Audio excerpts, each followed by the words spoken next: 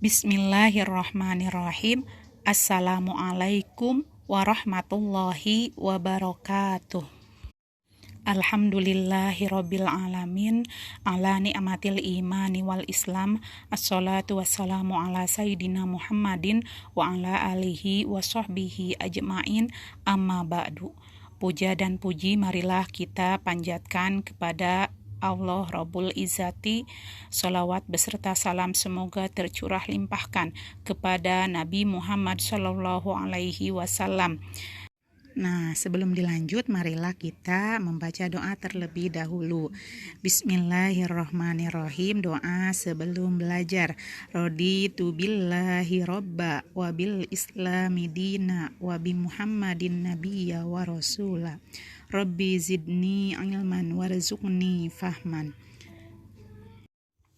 Pada kesempatan ini kita bisa bertemu kembali pada mata pelajaran pendidikan agama Islam, yang mana materi kali ini adalah kisah perjuangan kaum muhajirin dan ansor. Kita semua adalah para pemeluk agama Islam. Kita dapat memeluk agama Islam karena jasa Nabi Muhammad SAW dan para sahabat serta pahlawan Islam. Karena perjuangan mereka, sekarang ini agama Islam sudah tersebar di seluruh dunia. Oleh karena itu, kita harus memahami kisah para sahabat. Di antaranya adalah kisah perjuangan sahabat muhajirin dan ansor. Nah, bagaimanakah kisahnya? Mari kita pelajari bersama dalam bab ini. Kisah kesetiaan kaum muhajirin. 1. Kaum muhajirin gigih mempertahankan imannya. Sahabat adalah para teman Nabi Muhammad SAW yang mau masuk Islam. Mereka sangat gigih menjaga keimanannya serta sangat setia kepada Rasulullah SAW. Selama perkembangan Islam di Mekah, para sahabat banyak menderita karena dimusuhi oleh orang-orang kafir. Tidak jarang mereka dicemooh dan diejek, juga sering disakiti, disiksa, bahkan dibunuh karena mempertahankan keislamannya. Penderitaan yang teramat pedih itu tidak menyurutkan semangat mereka untuk tetap berjuang menyebarkan agama Allah. 10 tahun lamanya Nabi Muhammad SAW dan para sahabat menyebarkan agama Islam di Mekah. Namun hasilnya tidak banyak orang yang mau masuk agama Islam. Yang terjadi adalah banyak hinaan, hambatan, dan penganiayaan. Banyak sahabat Nabi SAW yang meninggal dan ketakutan.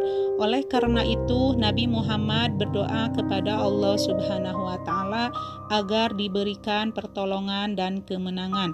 Maka beberapa waktu kemudian turunlah wahyu dari Allah yang memerintahkan Nabi Muhammad beserta sahabatnya untuk berpindah meninggalkan Mekah menuju Yathrib.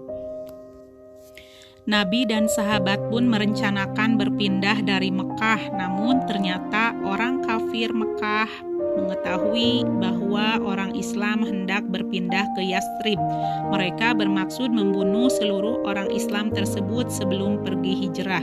Karena hal itulah Nabi mensiasati dengan taktik melakukan perjalanan hijrah di malam hari secara berangsur-angsur dan dilakukan secara sembunyi-sembunyi. Mereka hanya membawa bekal seperlunya serta meninggalkan harta yang dapat memperlambat perjalanan. Bahkan anggota keluarga yang tidak bersedia hijrah pun mereka tinggalkan. Setelah susah payah, akhirnya mereka pun sampai di Yathrib. Mereka itu disebut kaum muhajirin, yaitu orang-orang yang berpindah dari Mekah ke Yathrib. Setelah Nabi membina dengan baik, Yathrib berkembang menjadi kota maju dan namanya diubah menjadi Madinah. 2. Kaum muhajirin berpindah untuk mengembangkan Islam. Sebelum para sahabat dan Nabi Muhammad SAW hijrah ke Madinah dalam jumlah yang besar, sudah ada ada beberapa sahabat yang mendahului hijrah, yaitu Abu Salamah, Abu Bakar, Umar bin Khattab, Utsman bin Affan, Ali bin Abi Thalib secara sembunyi-sembunyi untuk menjajaki penyebaran Islam di Madinah. Setelah itu mereka kembali ke Mekah untuk mengabarkan kepada Nabi Muhammad SAW bahwa kebanyakan penduduk Madinah mendukung dakwah Islam. Beberapa saat kemudian datang pula 6 orang Madinah ke Mekah untuk bertemu langsung dengan Nabi Muhammad SAW. Mereka menyatakan masuk Islam dan berjanji setia kepada perintah Rasulullah. Kejadian itu disebut Bai'at Aqobah. Keenam orang itu lalu kembali ke Madinah menyiarkan agama Islam. Kondisi semacam ini menunjukkan bahwa wahyu Allah yang memerintahkan umat Islam hijrah ke Madinah adalah sangat tepat. Rasulullah yakin bahwa Islam akan berkembang pesat di Madinah. Begitu juga Rasulullah memberikan dorongan kepada para sahabat bahwa hijrah bertujuan memperbaiki hidup dan mengembangkan Islam di Madinah. Hasilnya, para sahabat pun berkeyakinan bahwa hanya dengan hijrah akan memperoleh ketentraman. Dengan segala kesulitan, halangan, tantangan, dan ancaman dari kafir Quraisy, para sahabat tetap bertekad mengikuti hijrah Nabi. Nyawa dipertaruhkan, harta ditinggalkan, keluarga pun sementara ditinggalkan. Semua demi Islam dan melindungi Nabi dari ancaman kafir Quraisy. 3. Kecintaan berdakwah kaum muhajirin terhadap kaum ansor untuk kemakmuran Islam. Setelah ke-6 orang yang dibaiat tadi kembali ke Madinah dan menyiarkan ajaran Islam, nama Nabi Muhammad semakin terkenal dan harum di Madinah. Masyarakat berduyun-duyun mengikuti ajaran Islam. Pada musim haji, ada 12 orang Islam Madinah yang berniat berhaji ke Mekah sekaligus bertemu Nabi. Sesampainya di Mekah, mereka bertemu dengan Nabi Muhammad dan sahabat di pinggiran Mekah, tepatnya desa Aqobah. Mereka menyatakan akan setia kepada perintah Nabi. Maka Nabi bersedia membaiat mereka. Kejadian itu disebut Bai'at Aqobah al-Ula, Bai'at Aqobah pertama. Baiat tersebut terdiri dari 10 aturan perilaku Islam yang harus diamalkan. Kemudian mereka kembali ke Madinah untuk menyiarkan agama Islam. Dari usaha orang Islam yang telah dibaiat pertama, jumlah orang Islam di Madinah makin banyak. Selanjutnya terkumpul juga 75 orang Islam baru yang ingin melakukan baiat kepada Nabi. Maka mereka menuju desa Aqobah di pinggiran kota Mekah untuk menemui Nabi. Pembaiatan ini disebut Baiat Aqobah Saniyah, Baiat Aqobah kedua. Isi dari baiat ini sama dengan baiat yang pertama, akan tetapi dilengkapi dengan doa Nabi dan motivasi. Orang Madinah yang memeluk Islam makin banyak. Nama Nabi Muhammad semakin harum. Orang Islam Madinah menginginkan agar Nabi dan sahabatnya mau berpindah dan menetap di Madinah. Tujuannya agar lebih dekat dalam berkomunikasi dan mempermudah dalam berdakwah. Mereka mengirimkan utusan dan memohon agar Nabi Muhammad dan para sahabat berkenan hijrah. Dengan kondisi semacam ini menunjukkan bahwa Nabi dan sahabat telah ingin hijrah untuk dakwah ke Madinah. Sekaligus orang Madinah menginginkan agar Nabi dan sahabat mau menetap di Madinah. Nabi mengabarkan pada utusan bahwa waktu dekat segera menuju Madinah. Utusan itu segera mengabari kaumnya untuk mempersiapkan penyambutan yang meriah.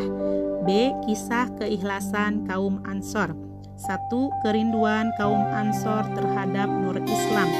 Kaum Muhajirin adalah orang Islam Mekah yang menyertai Nabi hijrah ke Madinah. Kaum Ansor adalah orang Islam Madinah yang menyambut dan menolong Nabi beserta rombongan. Kesetiaan kaum Muhajirin menemani Nabi hijrah amat besar, walau banyak ancaman dan hambatan. Sebelum meninggalkan kota Mekah, Nabi sempat menengok ke belakang ke arah Ka'bah seraya berkata, "Demi Allah, Engkaulah bumi Allah yang paling baik dan paling kucintai. Andai saja aku tidak diusir, tentulah aku tidak akan meninggalkanmu. Sebelum memasuki Yastrib Madinah, Nabi dan sahabat singgah dulu di desa Quba selama 4 hari dan bergotong royong mendirikan masjid. Bangunan Masjid Quba inilah masjid yang pertama dibangun oleh umat Islam. Begitu juga kaum Ansor dengan senang hati dan rindu menanti kedatangan Nabi. Sejak pagi kaum Ansor bersuka cita dan bahagia diwujudkan dengan berbaris di sepanjang jalan sejak gerbang masuk Madinah. Mereka menabuh alat musik dan menyanyikan lagu penyambutan. Tala'al badru alaina min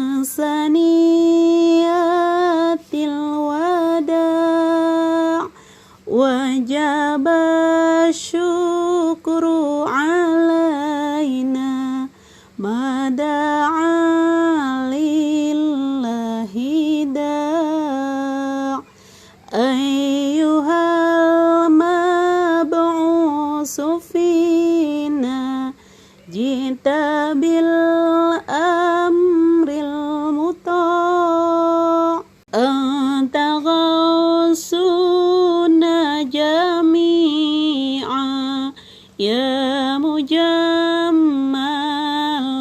tiba', yang artinya telah terbit bulan purnama kepada kita dari lorong wada. Kita wajib bersyukur selama ada nabi penyeru kepada agama Allah. Wahai nabi yang diutus kepada kami, engkau telah membawa ajaran yang harus kami taati. Itulah luapan kegembiraan kaum Ansor yang menyambut kedatangan Nabi di Madinah. Keharuan kaum Muhajirin juga tampak besar dan sangat berterima kasih. Setiap orang mengharapkan agar Nabi Muhammad mau singgah dan bertempat di rumahnya. Dengan sangat bijaksana, Nabi menjawab bahwa dirinya tidak pilih kasih. Nabi akan singgah dulu di rumah yang untanya berhenti padanya. Ternyata unta itu berhenti dan istirahat di depan rumah sahabat Ayub yang kebetulan bukan orang kaya. Dengan demikian menunjukkan bahwa Nabi Muhammad dapat bergaul baik dengan setiap orang tanpa membedakan kaya dan miskin, tua dan muda, dan lain-lain. 2. Ketaatan kaum Ansor terhadap aturan agama dan negara Islam. Selanjutnya, Nabi Muhammad pun mempersaudarakan kaum Muhajirin pendatang dengan Ansor pribumi dengan ikatan akidah Islamiyah. Kaum Muhajirin pun dapat bergaul dengan kaum Ansor secara harmonis. Dengan ikhlas, kaum Ansor banyak menolong kaum Muhajirin dan saling menghormati. Hari demi hari, penduduk Yastrib makin banyak memeluk agama Islam. Yastrib berkembang menjadi kota besar. Akhirnya nama Yastrib diganti dengan Madinatun Nabawi, artinya kota Nabi, atau Madinah Al-Munawwaroh, artinya kota yang disinari nur Islam. Nama itu terus terkenal dengan nama Madinah. Selanjutnya, Nabi menetapkan Madinah sebagai negara Islam dengan di bawah kepemimpinannya sebagai kepala agama sekaligus kepala pemerintahan. Seluruh warga pun mengakui secara sukarela dan tunduk terhadap aturan-aturannya. Didirikanlah Masjid Nabawi Madinah untuk pusat ibadah, sosial, dan pendidikan. Sejak saat itu, dakwah Islam berkembang pesat, tercapai kemakmuran di seluruh negeri Madinah. Kaum Ansor pun makin mempercepat persaudaraan dengan mengadakan hubungan ikatan pernikahan dengan kaum Muhajirin. Dengan jalan itu, ikatan persaudaraan semakin kokoh, sehingga negara Islam Madinah pun semakin berkembang. Nah, hanya itu yang bisa Ibu sampaikan pada kesempatan hari ini. Semoga bermanfaat untuk kita semua. Ditutup dengan doa. Subhanaka Allahumma wa bihamdika asyhadu an la ilaha illa anta astaghfiruka wa atubu ilaik. Rabbana atina fid dunya hasanah wa fil akhirati hasanah wa qina azabannar. Wassalamualaikum warahmatullahi wabarakatuh.